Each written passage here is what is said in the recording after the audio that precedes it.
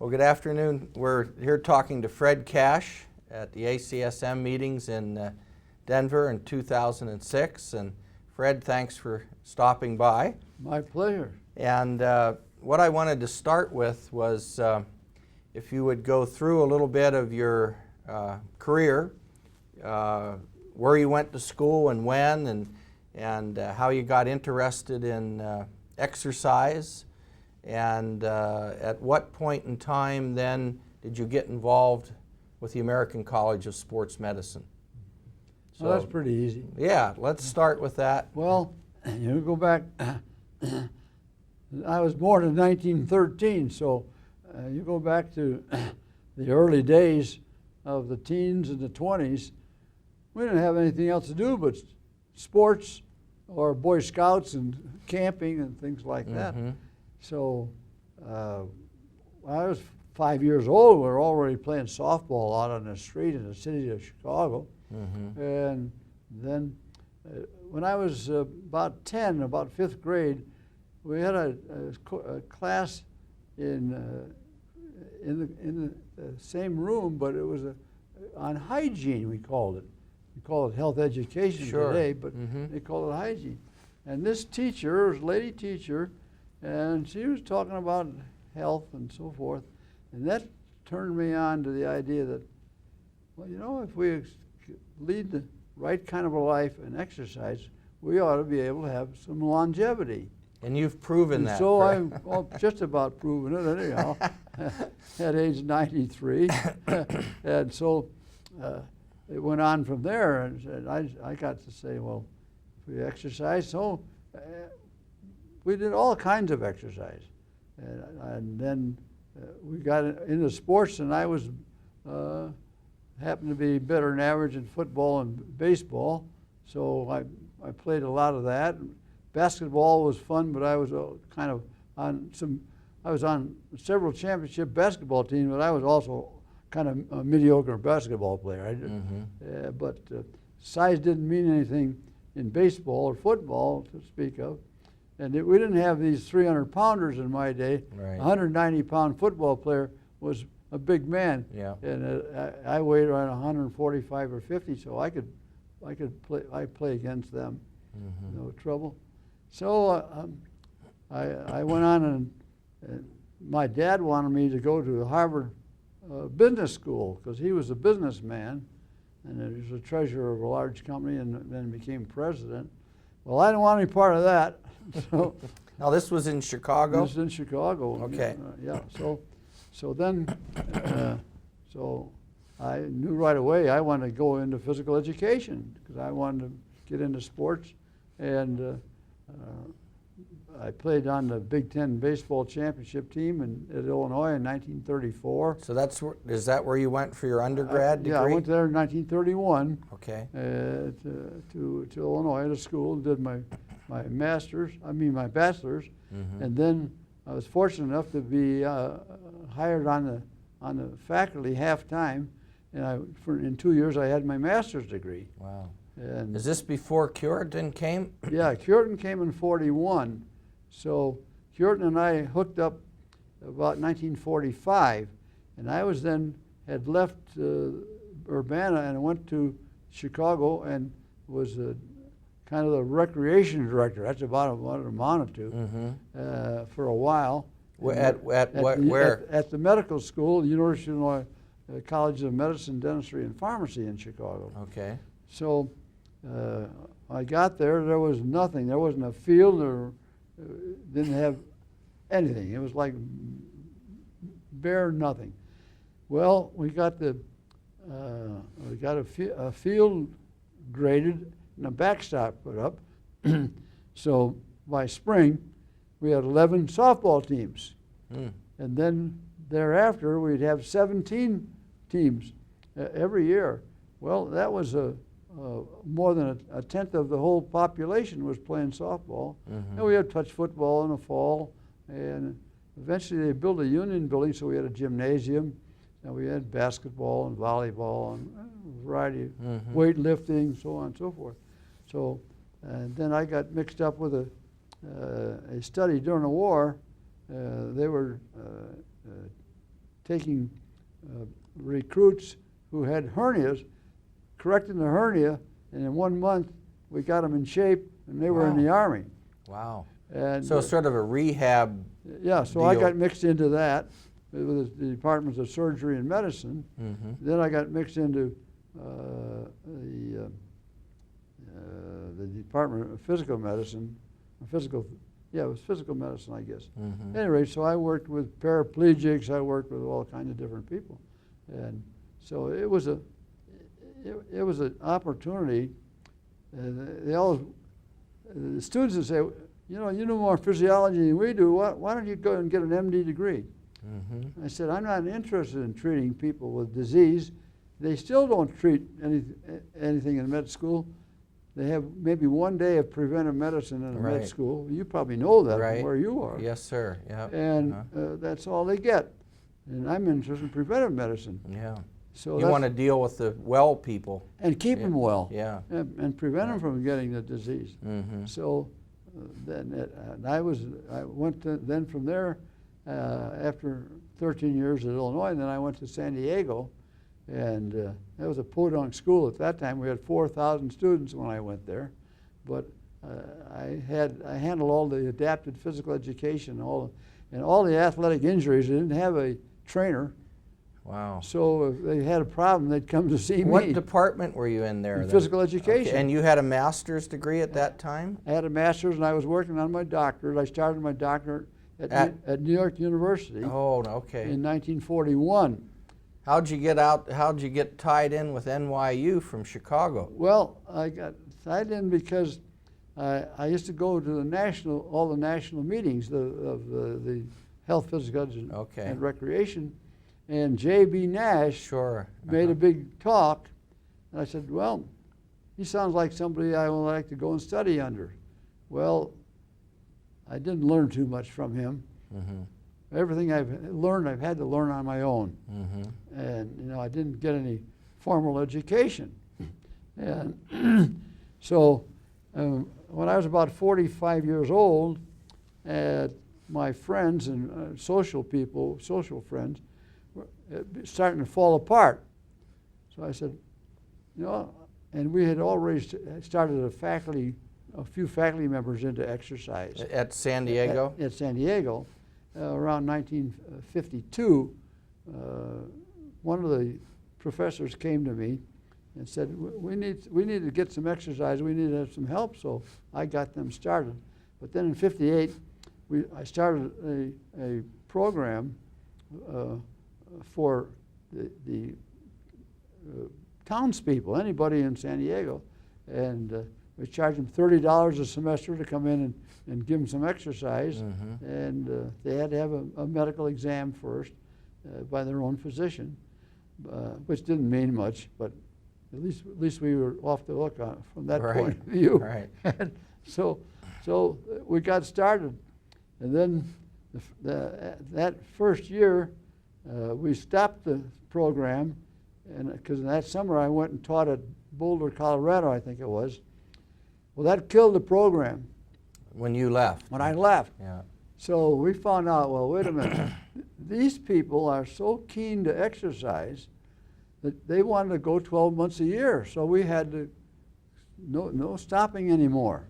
I learned that the hard way.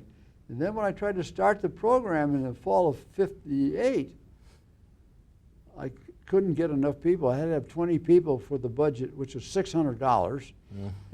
And we charged them $30 a piece. So and they said, we're going to shut you down. I said, give me 2 weeks. And if I can't make it in 2 weeks, so we nearly didn't have an adult fitness program. And that was the first one in the United States. Mm-hmm. Although Curtin had people exercising, they did it individually. It wasn't group led. I see. And so forth. So we had the first program that really was a group led type of program in '58, and so finally I got 17 people signed up, and there were 3 I couldn't get the last 3, and time's running out. So I found 3 people, and they didn't know about it, but I put $90 in for them, And we got the program started, and it hadn't stopped ever since. It's I'll been be going now, darned. 58 years it's been going. Wow. And they're going to make some changes now. They had a big to-do and a big honor for me a few weeks ago. Oh, good. In Back in San Diego? San Diego. Oh, nice. And they want to go. They want to broaden it out, which is a good idea if it works. Mm-hmm. They're going to try to work with a lot of other people besides just adult fitness. Sure. And not that we didn't work with other people, because as I told you, I published 33 different kinds of papers in well, how many years? I don't know. I was there 33 years. Yeah. I also had over 50 master's theses that I chaired while I was there. Oh, did you finish your Ph.D. then at NYU? Yeah, eventually? well, yeah. What happened then? Of course, the war came on. Yeah. We couldn't do anything. Yeah. So I didn't get back to it from 41 until 47, and so then I finished my coursework in 51, and because I was at the medical school and I had been hooked up with a problem, the head of where I did some teaching in the Department of Pediatrics, and the chairman of the pediatric department took a liking to me, and he had me working in the war nurseries during the war and stuff like that. This is at San Diego? No, This- no, this is in Chicago. Oh, okay. And because I didn't go to San Diego until 48, I 3 see. years after the war. Okay. So this man was way ahead of his time, and he could see that rheumatic fever at that time, they didn't know the cause. Mm-hmm. That the strep throat is the initial disease, and rheumatic fever is the secondary disease caused by the strep throat. So they didn't know the cause in those days, but they knew that these kids were being kept in bed and they were atrophying. Mm-hmm. I tested, so I went to that hospital and developed the step test to test these kids and measure their oxygen uptake in this step test. And I published that some years ago. Mm-hmm. It was also my thesis, but I also published it. So we had good information that showed we got some of those kids were in such terrible shape that if they would lie still in bed, there was one kid, 12 years old, and most of those kids had ants in their pants, so they'd jump around. You couldn't make them lie down. Mm-hmm. This kid laid down, and his resting heart rate, because of lying for 2 months, was 120 at rest. Oh, my. So all he's doing is weakening that heart. Mm. And so that's why I developed this step test. So and some of those kids were almost like normal on the step test. So then we could grade those kids and say, how much exercise should we give this kid? Mm-hmm. And nobody knew how to do that. Mm-hmm. They wanted me to go to New York and do it. And fortunately that fell through. Yeah. Because I wasn't too keen about going to New York at any rate. But nobody had ever exercised people with rheumatic fever. Mm-hmm. But we were able to do it because of the step test, and we could categorize them. So, Fred, you went to San Diego in 48, In 48. you said? You're right. And then you were there until when? Until December of 1980. So I Okay. put in 33 years there. And did you retire then? I retired then In 80? in 1980. And you had 33 So, master's students or something? oh no, What'd I you say? over 50. Oh, okay.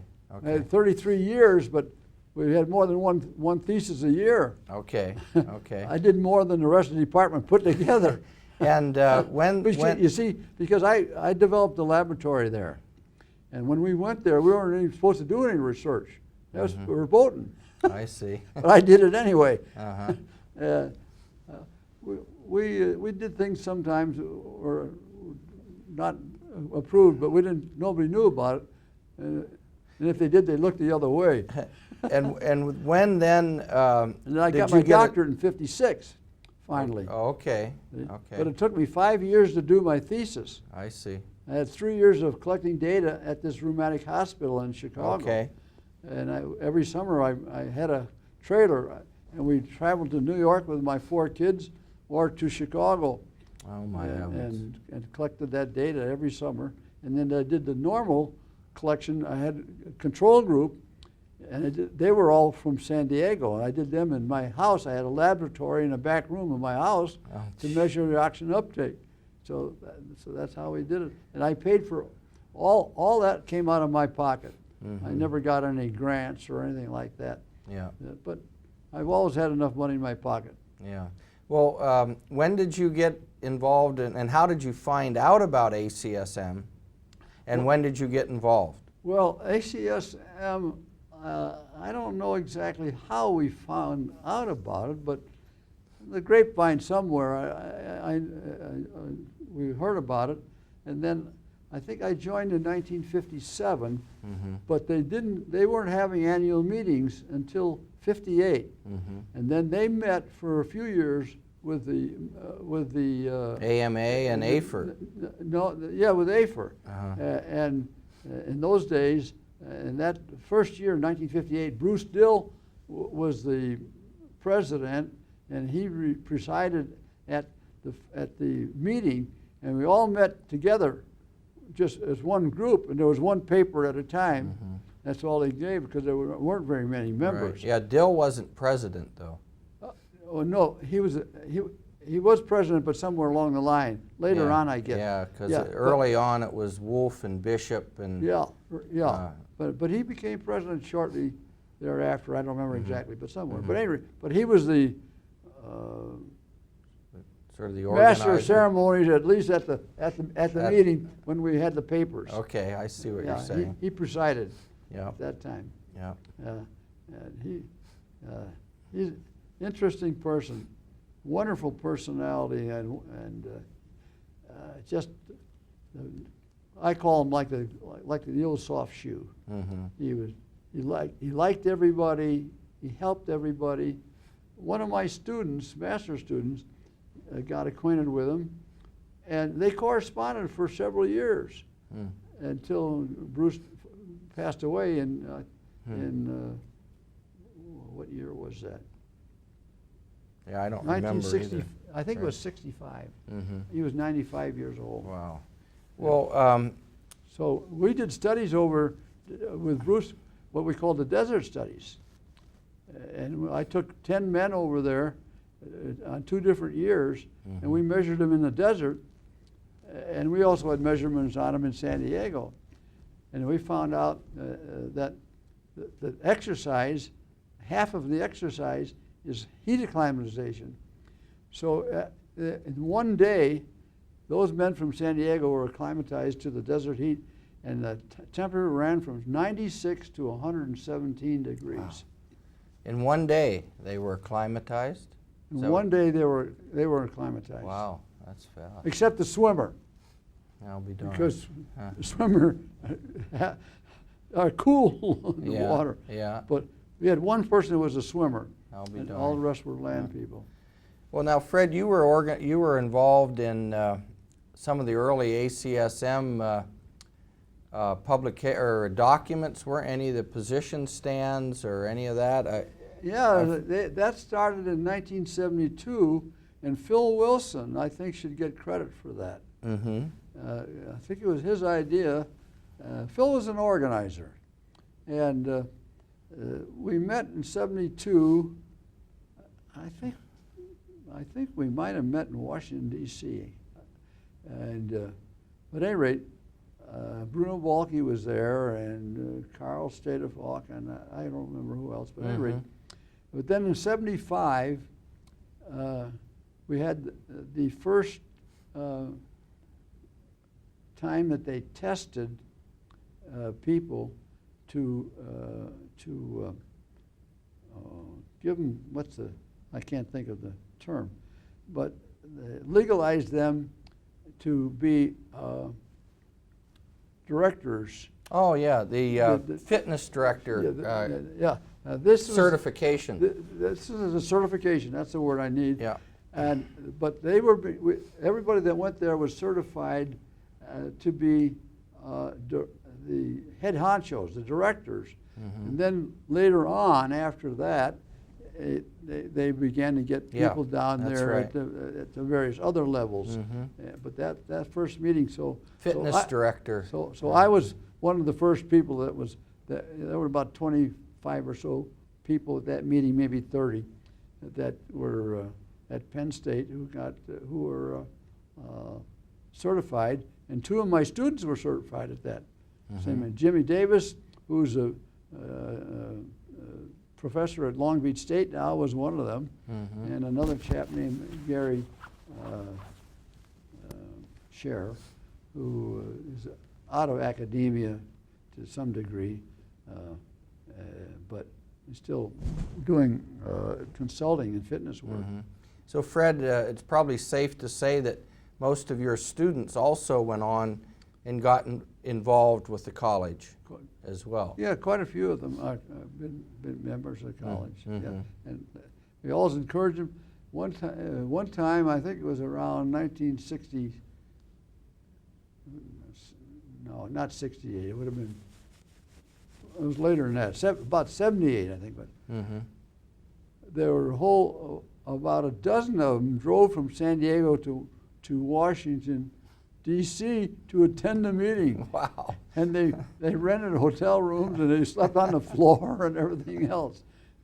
And they got their picture taken with Per Ostrand. Oh, that yeah. was a big deal for them. Oh, I bet. We got to meet him.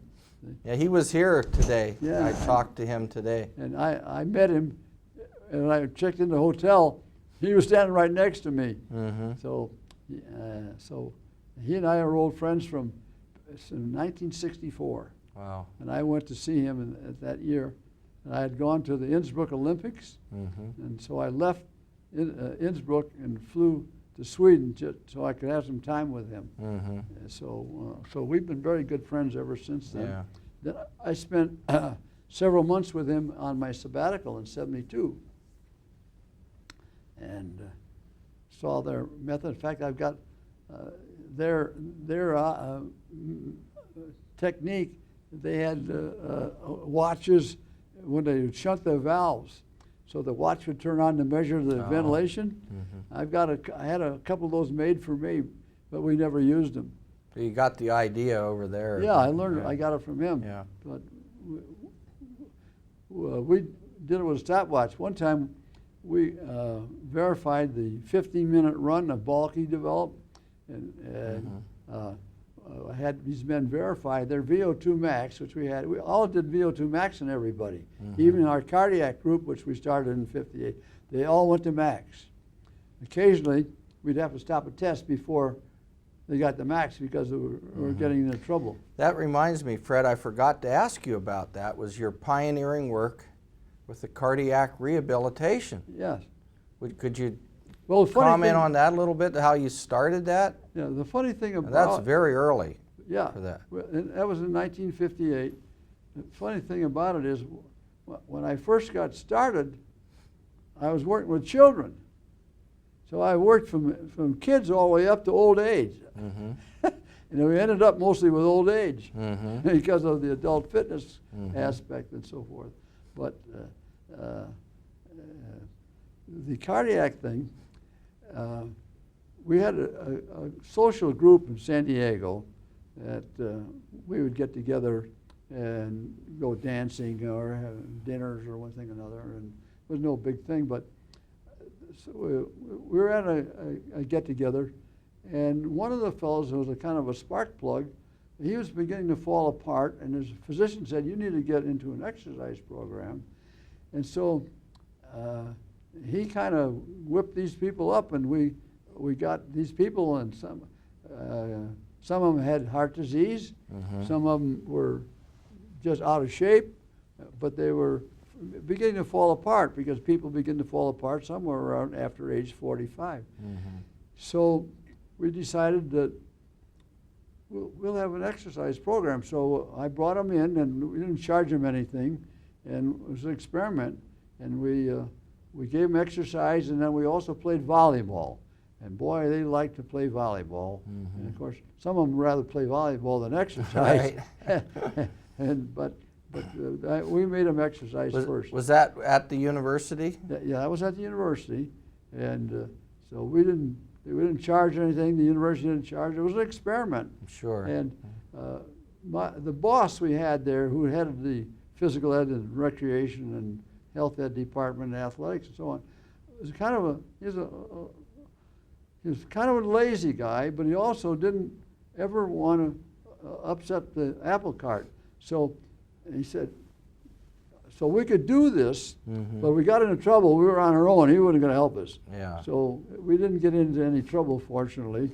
But well, Fred, we were able to get started that way. And that was one of the earliest programs. That was the first program where we had a group leadership leading the group through exercises. Did a lot of people come and look at that program and then replicate at other places? Yeah, then? like Phil Wilson came. He came 12 years later, in 1970, and we'd been going 12 years by that time. We had cardiac rehab, and we kept the cardiac rehab until 72, and then some ambitious chap in the foundation, who later became a good friend of mine, but he was an enemy up to that time, unfortunately, and he got a hold of the insurance. And they were afraid that they're going to get sued because we had a couple of people drop dead. We had one person, we had tested him on Saturday to maximum. On Monday night, he dropped dead at the end right at the end of the exercise. Well, he had a tumor of the adrenal glands, which is called a pheochromocytoma. What a term. But, and it's almost impossible to diagnose. Right. And so he dropped dead. And and we had another fellow who had severe heart disease, and he died also. So it didn't hurt us any, fortunately. We didn't get sued. The wives didn't get all upset about it and said, you know, you killed my husband or anything like that. Right. See? So we had some tough things happen like that, but only a couple.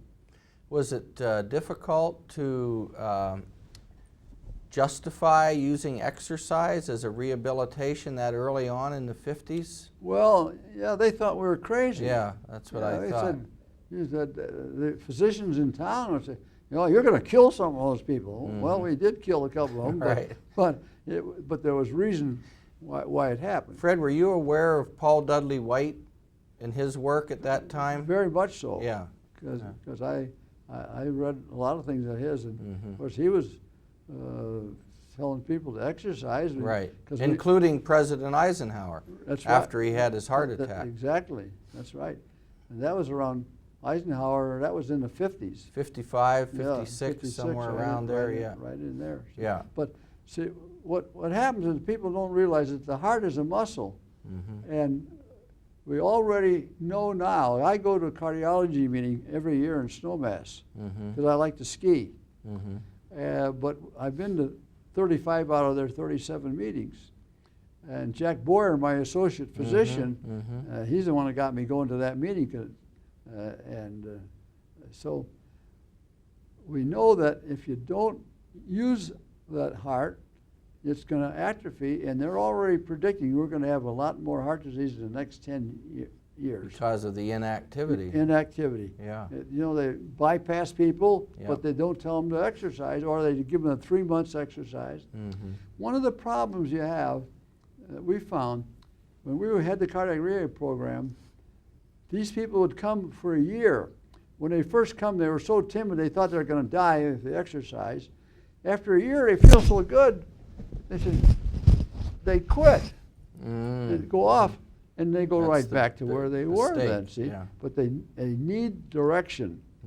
And then, or they need to have enough sense to, we monitor, we invented the idea, which is not an idea at all, of monitoring your heart rate. By monitoring the heart rate, we can keep you within your capacity. So you don't need to, well, the Finn that developed that idea that you have to work at 60%. I don't know who that was. I know him very well. He's dead now. He died a few years ago. a good friend of mine, by the way. Mm-hmm. I've been over there with him several times, had dinner with him. Mm-hmm. What is it? Oh, you'll think I can't think of his name. It'll come to me in a minute. Sure. That's all right. But in Finland,